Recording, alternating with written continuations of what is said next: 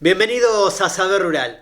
Qué bueno que estén ahí, como siempre, para compartir juntos todos los adelantos científicos y técnicos que le permiten a las distintas cadenas de valor seguir avanzando y mejorar.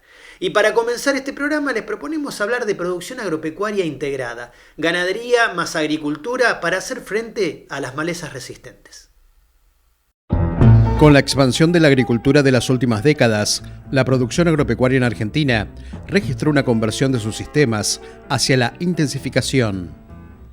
En este proceso, se incrementó la competencia entre la agricultura y los sistemas ganaderos, obligando a los productores a modificar el manejo de los rodeos.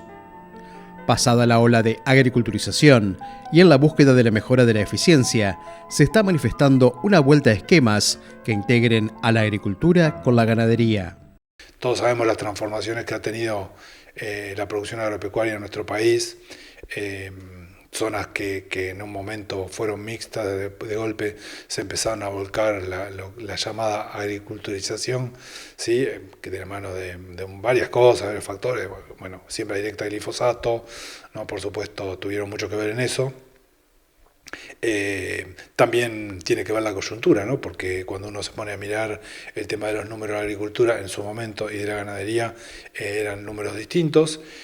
Por lo tanto, se priorizó ese sistema de manejo que en realidad, cuando uno se pone a mirarlo así en perspectiva y después de muchos años, y digo, con el diario del lunes todo el mundo es sabio, pero bastante irracional, ¿no? El manejo, digo, por eso es que hoy se está volviendo a pensar en sistemas integrados, ¿no? Sistemas integrados donde la agricultura tiene que convivir con la ganadería, donde tienen que volver las rotaciones de cultivos, que durante muchos periodos tuvimos periodos de soja sobre soja sobre soja, o sea, no tanto en nuestra zona, porque nuestra zona es una zona fuerte en cultivos de siembra fina, o cultivo de trigo o cebada, pero sí muchos lotes, sobre todo en la zona núcleo, lotes de soja sobre soja, que generaban grandes distorsiones en los sistemas naturales, ¿no? Y bueno, la pérdida de la ganadería en casi todas las zonas del país.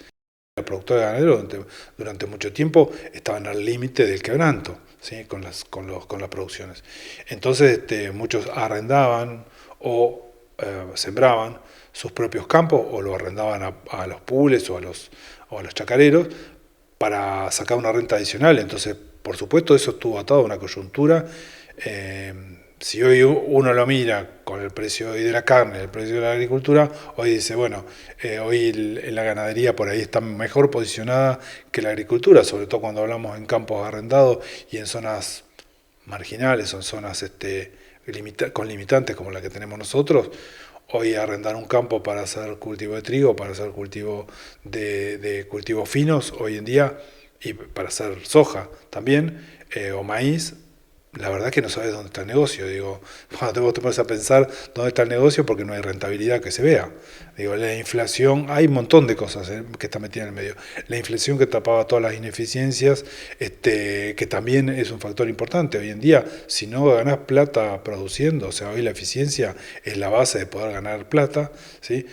Los arrendamientos, que la verdad que el tema de arrendamiento es algo que preocupa porque llegamos a pagar en la zona esta 14.400 kilos de soja, una hectárea, y con ese arrendamiento no hay forma que puedas tener rentabilidad. Entonces hay un montón de cosas. En un momento el modelo sirvió y en otro momento este modelo ya no sirve más. Nuevas tendencias productivas orientadas a generar sistemas sustentables se están enfocando en la puesta en marcha de estrategias que fomenten el reemplazo progresivo de tecnologías de insumos por tecnologías de procesos, como base de la transición de sistemas agrícolas convencionales a sistemas de base agroecológica. Estos modos de producir procuran resolver problemas emergentes como la resistencia de malezas y plagas, mejorando la sustentabilidad agrícola a partir de las buenas prácticas. Paralelamente a esa agriculturización que tuvimos y ese uso de glifosato. O sea, el glifosato se usaba para todo, se usaba en el barbecho y adentro de los cultivos transgénicos, por lo tanto ese uso masivo y medio, como siempre digo, irracional del producto, ¿sí? Un mal uso del producto, ¿sí? Un uso excesivo. Cuando empezaba a dejar de funcionar, lo que hacíamos era levantábamos la dosis, entonces ponerle un poco más. Entonces en vez de íbamos a 2 litros a 3 litros, de 3 litros a 4 litros, íbamos de una aplicación a 2 aplicaciones dentro del cultivo o a 3 aplicaciones dentro del cultivo de un mismo producto. Todo eso empezó a generar a partir de 2010, 2011, 2012, empezó a generar problemas de resistencia, malezas a glifosato principalmente, pero no solo a glifosato, también a otros herbicidas, porque donde el glifosato no funcionaba, usábamos una molécula alternativa y la usábamos tanto que la terminábamos rompiendo en 4 años. Entonces eso fue pasando. Hoy en día en la Argentina hay casi 50 casos de biotipos de maleza resistentes a herbicidas. Si uno lo mira con perspectiva mundial, a nivel mundial hay 500 casos, ¿sí? Argentina tiene el 10%. De esos 500 casos, de esos 50 casos que existen en Argentina, más de la mitad son a glifosato. En el mundo, apenas el 20% de los casos de resistencia que existen a nivel mundial son a glifosato. O sea, los grupos más frecuentes de generar resistencia son otros grupos, ALS, sulfonilurea y midazolinona, y otros grupos, o graminicidas como ACCASA, son más probables que generen resistencia porque son grupos que actúan en un punto muy determinado, son productos muy específicos, etcétera, etcétera. Entonces, eso favorece que se genere resistencia. El glifosato es un producto raro que genere resistencia, pero no obstante el mal uso supera toda la rareza. O sea, el mal uso lo que hizo es tapar la rareza. A finales de la década del 2000, consolidándose el uso intensivo de glifosato en sistemas de siembra directa, Argentina experimentó un punto de inflexión crítico en la agricultura, caracterizado por la aceleración en la aparición de malezas resistentes a herbicidas. En Argentina en el año 96 se detectó el primer caso de resistencia a herbicidas que fue, lo detectó la gente de Universidad de Rosario, era yuyo colorado y era imidazolinona, una ALS. Los ALS, cuando uno los mira, es una de las familias que hay más probabilidad de generar resistencia. Y yuyo colorado es una de las malezas más prolíficas, o sea que por lo tanto se juntaron los planetas. El producto con más probabilidad de generar resistencia y la maleza más prolífica, por lo tanto, generación de resistencia en el 96. Ahí a nosotros se nos empezó a despertar un poco el interés por empezar a trabajar en algo de resistencia, pero la realidad es que en ese momento en la zona centro no había biotipos resistentes. Entonces, siempre lo tuvimos como algo que, bueno, cuando empiecen a aparecer los problemas de resistencia, vamos a encarar el tema. Y a partir, bueno, sí, de 2010, 2011, 2012, empezamos a ver sospechas, empezamos a ver ya individuos que escapaban, empezamos a ver que ya la eficacia del control no era la misma. Y entonces, bueno, cuando uno habla de que la resistencia no se da de un día para el otro, sino que es un caminito, que todos los años avanza y entonces, de acuerdo a lo que dice la gente que sabe, recién el técnico de campo, nosotros como técnicos nos podemos dar cuenta de que estamos frente a un biotipo resistente cuando ya el 20% de la población tiene el carácter de resistencia. O sea, imagínate, cuando el 20% de la población tiene el carácter de resistencia, ya está, el problema ya está. Entonces, bueno, ahí empezábamos a ver algunas cosas raras con glifo, con algunos productos. Empezamos con lecherón, con resistencia a lecherón, bajo control con glifosato. En ese momento era todo glifosato, en el 2010, 2011. Y después, bueno, nos fuimos a la línea del nabo, cuando agarramos la resistencia 2,4-D. El 2,4-D es un producto también muy raro de generar resistencia, porque el mecanismo de acción de 2,4-D es un mecanismo de acción complicado, es un complejo, que afecta varios factores de vida de la planta.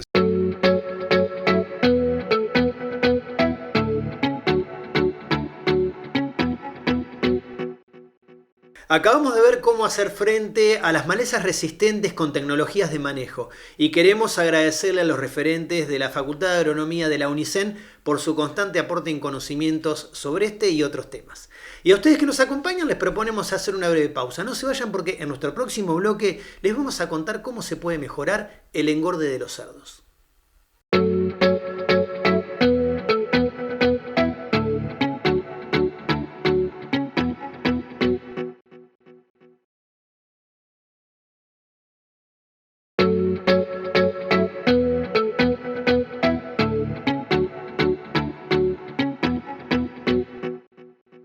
El negocio porcino busca obtener la mayor ganancia de peso de los cerdos con el menor uso de recursos posibles.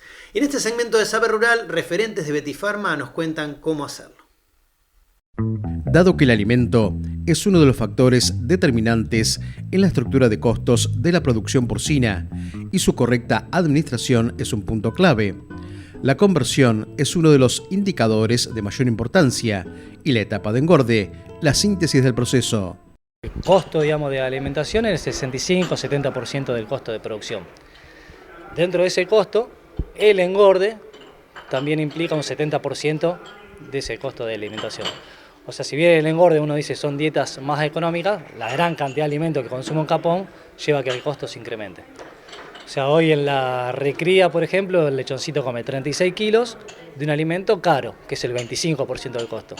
Pero el capón en el engorde, dependiendo de la edad de faena, consume 220, 250 kilos, que implica el 65% del costo. O sea que bueno, ahí tenemos una parada clave para trabajar. Donde tenemos que ser extremadamente eficientes en la conversión. Acá es sumamente importante e interesante poder medir, llevar datos adelante sobre el tema de la conversión. La conversión es que es algo muy común, que todos saben, pero que por ahí no siempre se mide o se tiene en cuenta. La conversión, dicho de manera vulgar, es cuántos kilos de alimento necesito para hacer un kilo de carne. Y siendo esto un dato extremadamente relevante a la hora del resultado económico, ya que con mejor conversión o con menos kilos de alimento hacer un kilo de carne va a afectar directamente nuestro resultado económico anualizado, por supuesto. Uno va a la granja y le pregunta al productor, ¿cuál es tu conversión alimenticia?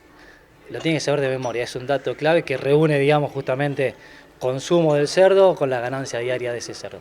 Entonces, bueno, es un dato clave. Dentro de esta conversión alimenticia hay, 10 puntos claves para trabajar, que cuando nosotros vamos a la granja le consultamos esos 10 puntos al productor para ver dónde está la debilidad, si es que tiene un mal parámetro, ¿no? Entonces en esta conversión alimenticia hay factores que podemos trabajar nutricionales y factores extra nutricionales.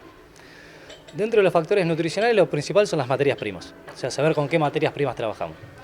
Para darte un ejemplo, un productor compra un maíz con un punto más de humedad, es un punto más de conversión alimenticia, es lineal, Si un productor compra una soja de mala calidad cruda, bueno, va a afectar la nutrición sobre todo de sus lechones, entonces va a tener diarrea.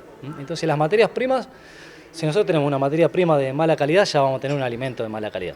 Entonces eso es clave, hacer análisis en granja de esas materias primas. O sea, tomar la decisión antes de bajar el maíz, el expeller de soja, antes de bajarlo del camión, tomar una decisión qué calidad tiene eso. Es un punto clave. Luego viene la planta de alimento, que muchos productores no le dan la importancia que requiere. Como dijimos, pasa el 65-70% del dinero por ahí. Entonces es importante ver el tema de la balanza, de macro, de microminerales, la molienda. Hoy hablamos que la granulometría para la conversión alimenticia es clave. O sea, cada categoría tiene su granulometría, que se mide en micras. Por ejemplo, de las madres en gestación hablamos 750, 800 micras, y un lechón en la recría 550 micras. Entonces es importante saber, cuántos son las micras que corresponde a cada categoría. Para eso debemos saber cómo trabaja nuestro molino. Si tenemos un molino horizontal, vertical, cómo están las mallas, los martillos, etc. Entonces, importantísimo, trabajar sobre granulometría para mejorar la conversión. Cada 100 micras que nosotros cambiamos la granulometría, la conversión alimenticia modifica 1,2%, es un montón de dinero. La mezcla adecuada del alimento para cerdos es crucial para garantizar una nutrición balanceada y eficiente, impactando directamente en el crecimiento, la salud y la rentabilidad de la producción porcina.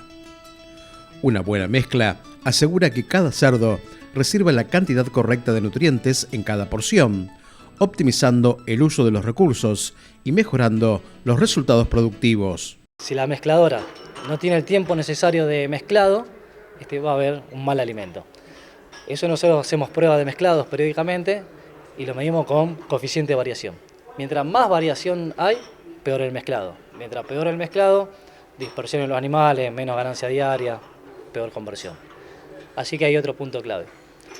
Y luego, bueno, cuando nosotros vamos a la granja, vemos qué genética utiliza el cliente, vemos qué consumo real tiene, si es que lo tiene medido, y en base a eso nosotros hacemos fórmula de precisión, que se llama. O sea, cada animal, según se da su peso, necesita ciertos nutrientes. Bueno, entonces hacemos la fórmula de precisión y el programa nutricional de precisión. El programa nutricional es decir, che, vos podés tener 6 fases en tu granja, en el engorde. Entonces hacemos un desarrollo 1, que le decimos de desarrollo 1 tenés que comer 32 kilos en 18 días. Entonces con eso evaluamos si el animal está teniendo el consumo esperado para la edad y peso que tiene, y entonces si nosotros le estamos dando los nutrientes necesarios. Eso es nutrición de precisión. Acompañamos la curva de crecimiento de ese capón con la nutrición necesaria, que no le falte ni le sobre nutrientes. Y después, dentro de lo que es factores nutricionales, y es muy importante, es el tema del agua, que es el primer nutriente. Si nosotros no tenemos agua de calidad, no vamos a tener un buen desempeño del animal, vamos a tener malas conversiones. Entonces es importante que el productor analice su agua de forma físico-química, bacteriológica, y yo te diría cada 4 o 6 meses al menos un buen análisis de eso. Nosotros lo que tenemos es un equipo de trabajo multidisciplinario con el cual en principio nosotros nos interesa siempre empezar a trabajar desde la planta donde se elabora el alimento en cada granja, ya que es ahí donde pasa el 70% del costo de producción. Entonces, nosotros tenemos que empezar a ser eficientes desde el lugar del procesamiento, que el procesamiento sea correcto, ordenado y, como digo, eficiente y eficaz. Luego pasamos a que sea eficiente y eficaz la parte de la dosificación en los silos y comederos, que no haya, pérdida o cosas por el estilo. Y obviamente desde nuestra parte, en nuestra casa, sumado al servicio técnico, tenemos los productos necesarios y adaptados a los requerimientos de hoy las nuevas líneas genéticas que hay, pensando como siempre en la máxima conversión o la mejor conversión, y por supuesto también se está analizando mucho, se está trabajando en el bienestar animal y en el medio ambiente, que es lo que estamos entendiendo se está viniendo. La producción de cerdos, concebida como una industria pecuaria, es una herramienta muy eficiente en la transformación de alimentos de origen vegetal en productos cárnicos para el consumo humano. La nutrición de los animales es el factor clave en el negocio, por lo que su manejo debe contemplar la sanidad en cada etapa, el ambiente y la conceptualización de la granja como sistema. Nosotros debemos acompañar al cerdo, en su evolución, y que son muchos factores. Siempre por ejemplo, no hablamos de comederos, pero yo le puedo dar el mejor alimento con los nutrientes necesarios, y si no le doy los centímetros lineal por cerdo de comedero, no va a haber un buen consumo y va a haber menos ganancia diaria de peso. O el espacio. Yo no le doy el espacio necesario para el peso del animal. Cada 3% que yo bajo la densidad animal, empeora 1% la ganancia media diaria. Entonces ahí tenemos que saber cuándo hacemos los despuntes, qué porcentaje de despunte hacemos, si hacemos 1 o 2 despuntes. Bueno, en todo eso también lo acompañamos al productor para tomar las mejores decisiones económicas. Y no dejando de lado, por supuesto, la sanidad, que es muy importante. La sanidad del productor tiene que entender qué mortandad tiene en cierto sector, por ejemplo, en el engorde, cuál es un número bueno o esperado, podemos decir 3%, pero ese 3%, ¿cuándo se mueren los cerdos?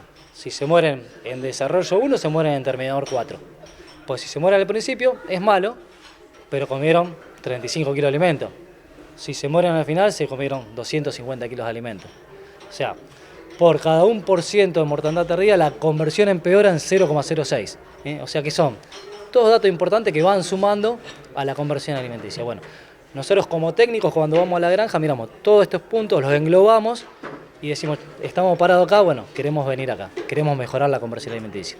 Pero es importante que el productor sepa dónde está parado para poder mejorar.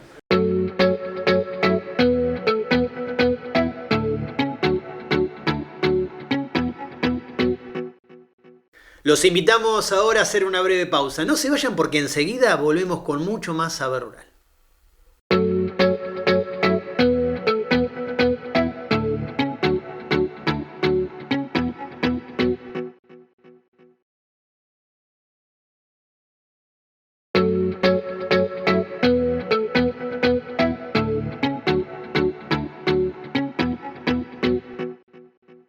En la producción agrícola y ganadera siempre es bueno saber dónde estamos parados, y conocer la microbiología de los suelos abre la puerta a la sostenibilidad.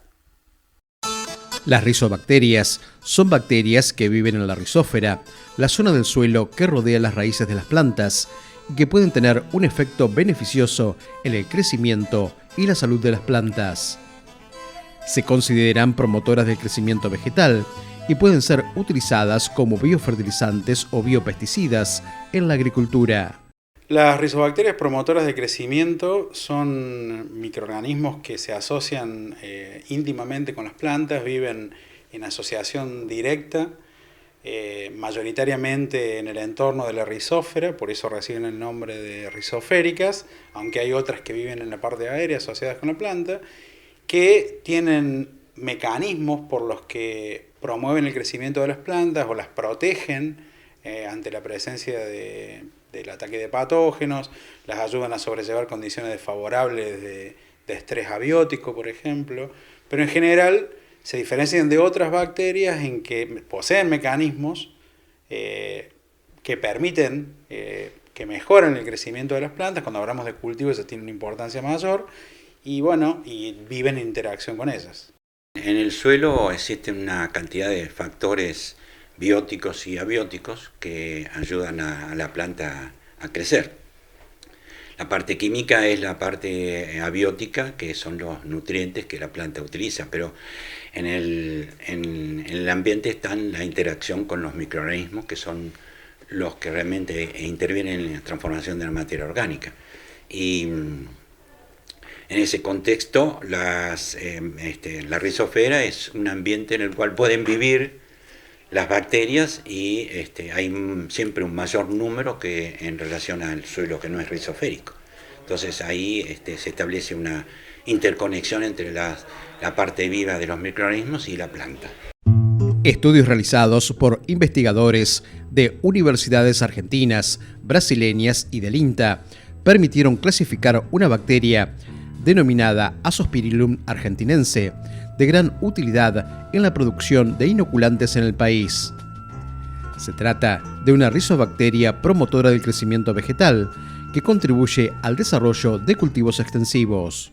Azospirillum es un género que ya este año cumple 100 años desde que fue aislado por primera vez y descripto. Ha sido muy estudiado, muy vinculado a la agricultura. Las especies que se han llevado que se han formulado como productos comerciales eran casi exclusivamente Brasilense y Lipoferum, pero cuando empezamos a estudiar Brasilense nos dimos cuenta de que había dentro de esa especie otras especies, una de ellas era argentinense, y hoy nos damos cuenta de que ciertas propiedades que tienen estas bacterias que pertenecen a esta especie las diferencian de Brasilense. Por ejemplo, la capacidad de movilizarse dentro de la planta. A diferencia de Brasilense, Azospirillum argentinense tiene capacidad de moverse dentro de la planta independientemente del lugar en donde vos la inocules.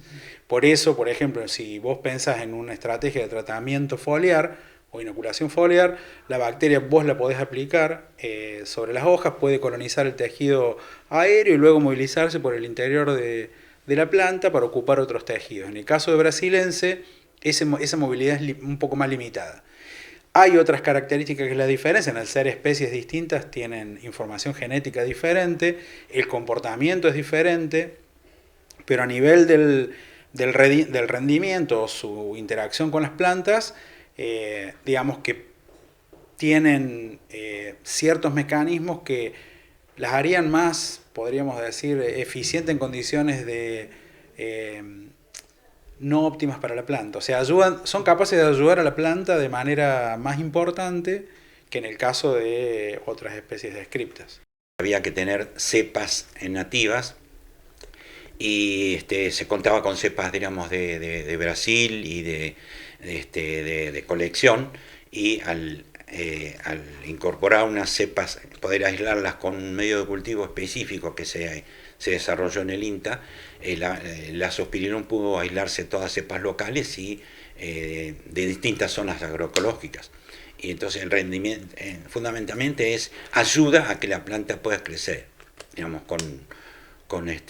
digamos, con más sanidad, con mejor nutrición y en definitiva redunda en un buen rendimiento.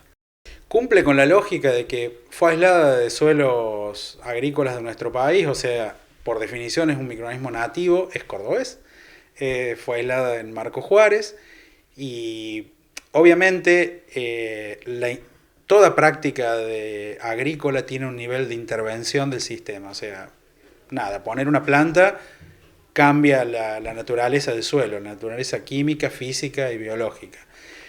Pero la ventaja y lo que uno supone desde el punto de vista ecológico es que introducir un microorganismo que ya forma parte del ambiente tiene un menor impacto en relación al resto de lo que forma parte de ese ambiente también. En la actualidad, en América Latina, existen múltiples tratamientos para lograr la biofertilización, que se desprenden del estudio y rediseño de los microorganismos para su aplicación controlada, con mayor difusión en países como Brasil, donde se fomenta su uso.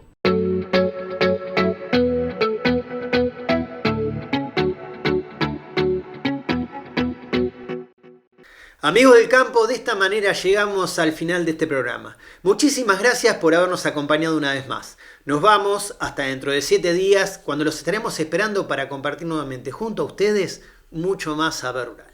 Hasta entonces.